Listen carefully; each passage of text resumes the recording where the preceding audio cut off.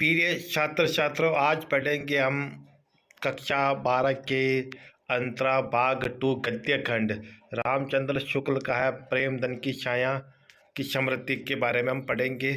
हम सारे पाठ पढ़ते पढ़ते आज हम आ गए हैं गद्य भाग में और आचार्य रामचंद्र शुक्ल के बारे में पढ़ेंगे, जिसका वस्तुनिष्ठ प्रश्न है कि पहला प्रश्न है कि प्रेमधन का पूरा नाम क्या था।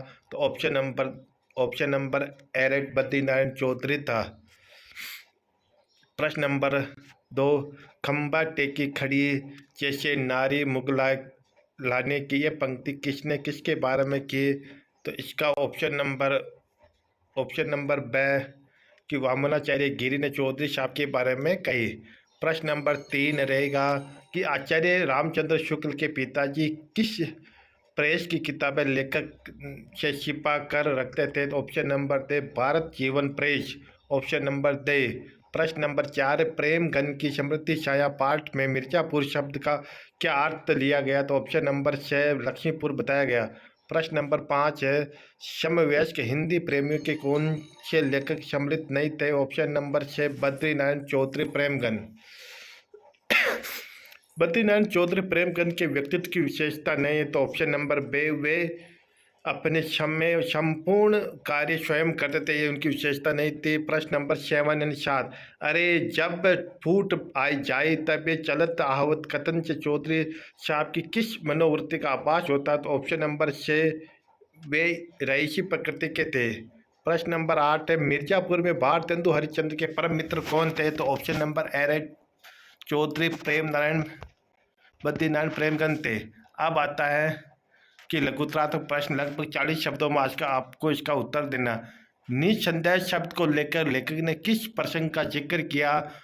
तो इसका उत्तर रहेगा कि लेखक अपने समवयस्क मित्र मंडली में हिंदी में के नए पुराने लेखकों की चर्चा किया करता था। इस चर्चा में निसंदेह इत्यादि शब्द आया करते थे, जबकि जिस स्थान पर लेखक रहता था वहाँ अधिकतर वकील, मुख्तार तथा कचहरी में काम करने वाले अफसर और अमल करते थे। वे ये लोग उर्दू को तहदीज देते थे, अतः उनके कानों को हम लोगों को हिंदी कुछ अटपटी और अनोखी लगती थी, इसलिए उन्होंने लेखक की मित्र मंडली का नाम निसंदेह लोग रख लिया था। प्रश्न नंबर 2, रामचंद्र शुक्ल के निबंध के आधार पर चौधरी प्रेमगन के व्यक्तित्व को प्रकाश डालिए। उत्तर रहेगा चौधरी साहब का व्यक्तित्व प्रभावशाली था। उनके काले लंबे बाल कंधे कंधे तक लटकते रहते थे। वे गंभीर मुद्रा में टहलते रहते थे। जब वो टहला करते थे तो एक लड़का पान की तस्वीर लेकर उनके पीछे पीछे चलता रहता था। उनके घर में हमेशा साहित्यकारों की भी भीड़ रहती थी। वह रईसों का जीवन जीते थे। उनके यहाँ उत्सव और त्योहारों के मौसम में खूब नाच गान हुआ करता था। उनका बात करने का ढंग निराला था। उनमें से विलक्षण हुआ करता रहते थे। लोगों का मजाक बनाना तथा उन पर व्यंग्य करना उनका शौक था। प्रश्न नंबर 3 है लेखक ने अपने पिताजी की किन किन विशेषताओं का उल्लेख किया है। उत्तर लिखिए। तो उत्तर लेखक रामचंद्र शुक्ल ने अपने पिताजी की निम्न विशेषताओं का वर्णन किया, जिसमें पहली विशेषता तो वे पारसी के अच्छे ज्ञाता और पुरानी हिंदी कविता के प्रेमी थे। वे भारतेंदु जी के नाटक उन्हें बहुत प्रिय थे। इन नाटकों को कभी कभी सुनाया करते थे। वे रात को घर के सब लोगों को इकट्ठा कर उन्हें रामचरित मानस और रामचंद्र का बड़े चिंताकर्षक ढंग से पढ़कर सुनाया करते थे। बचपन में लेखक के मन में भारतेंदु जी के संबंध में कैसी भावना जगी रहती थी। तो इसका उत्तर बचपन में लेखक रामचंद्र शुक्ल के मन में भारतेंदु जी के संबंध में एक महत्वपूर्ण मधुर भावना जगी रहती थी। उनकी बाल बुद्धि भारतेंदु हरिश्चंद्र और सत्यवादी हरिश्चंद्र नाटक के नायक राजा हरिश्चंद्र में कोई भेदभाव नहीं करता था। अब प्रश्न नंबर 5, लेखक का हिंदी साहित्य के प्रति झुकाव किस तरह से बढ़ता गया। तो उत्तर रहेगा जो जो लेखक सयाना होता गया हिंदी साहित्य की ओर उसका झुकाव बढ़ता गया। उसके पिताजी साहित्य के प्रेमी थे। भारत जीवन प्रेस की किताबें उनके यहाँ आया करती थी।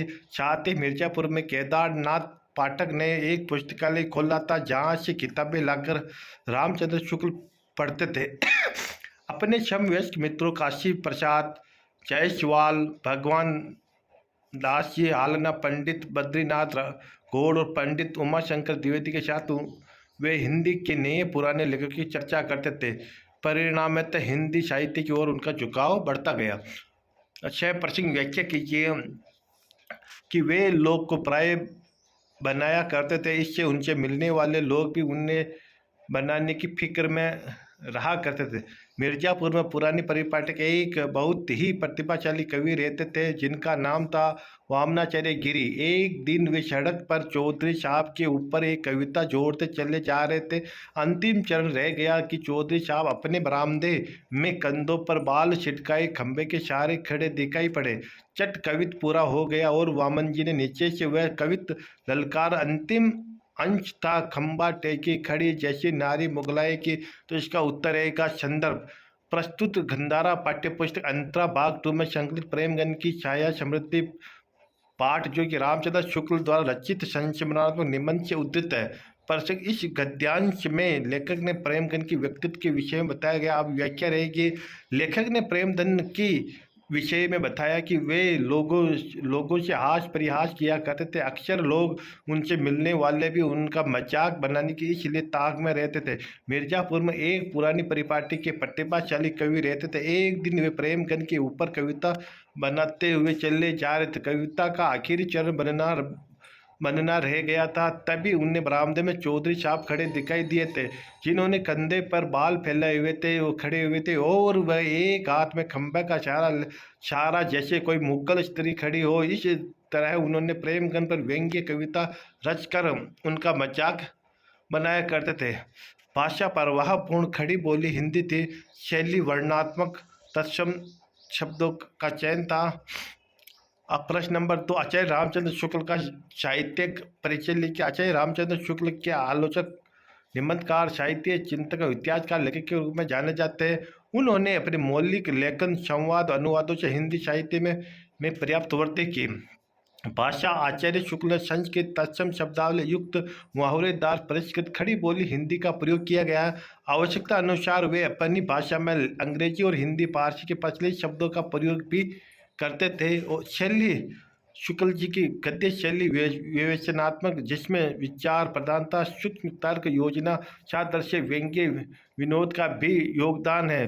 विषय के अनुसार वे कभी व्याख्यात्मक शैली का भी, आलोचनात्मक शैली का तो कभी हास्य व्यंग्य प्रधान शैली का प्रयोग किया करते थे।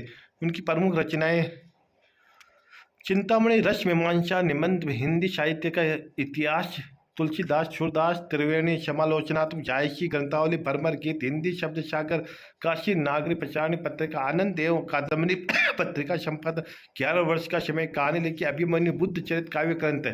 तो ये हमारा आज का जो था कि आचार्य रामचंद्र शुक्ल का एक निबंध था जो कि हमने पूरा कर दिया। इसी तरह से हमारे वीडियो को लाइक और शेयर अवश्य कीजिए ताकि आपको हिंदी साहित्य को पूरा पढ़ाने का प्रयास करें और एग्जाम की दृष्टि से आपको वेरी महत्वपूर्ण रहेगा। धन्यवाद।